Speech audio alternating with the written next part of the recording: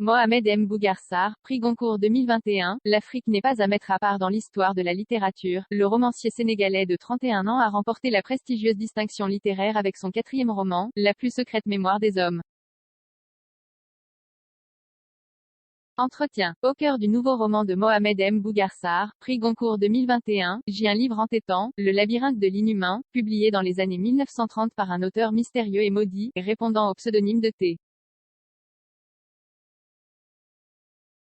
C'est Eliman. Tous les récits enchâssés qui composent la plus secrète mémoire des hommes convergent vers cet écrivain africain fictif consacré puis écarté par la scène littéraire parisienne, après des accusations de plagiat. Partout où il passe, pour tous ceux qui le lisent, Eliman est une obsession.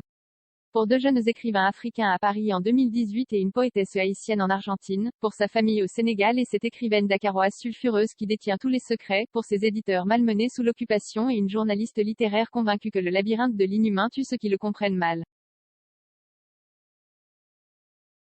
Né en 1990 au Sénégal, Mohamed M. Bougarsar vit en France.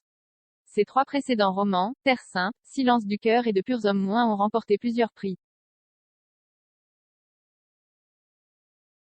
Après ses ouvrages consacrés au djihadisme, à la crise migratoire et à l'homosexualité au Sénégal, il livre ici un roman brillant, fiévreux, sensuel, travaillé par des questions littéraires et existentielles, qui transportent loin et marquent longtemps.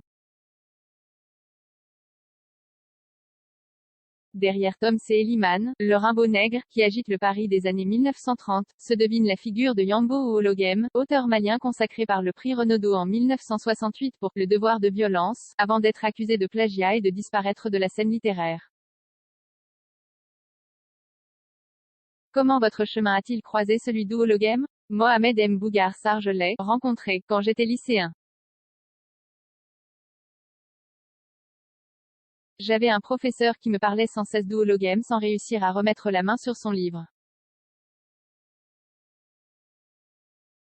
Et puis, un jour, il l'a trouvé. Il me l'a donné en me disant, c'est le plus grand livre de la littérature africaine francophone.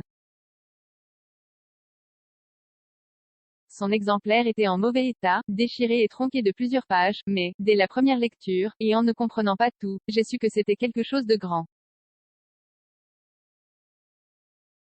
J'ai recherché le livre pendant des années avant de trouver une version intégrale à mon arrivée en France. J'ai continué à le lire et à le relire parce que c'est ce livre, Le devoir de violence, qui me stupéfie avant même la trajectoire d'Ouologem. 68,25%.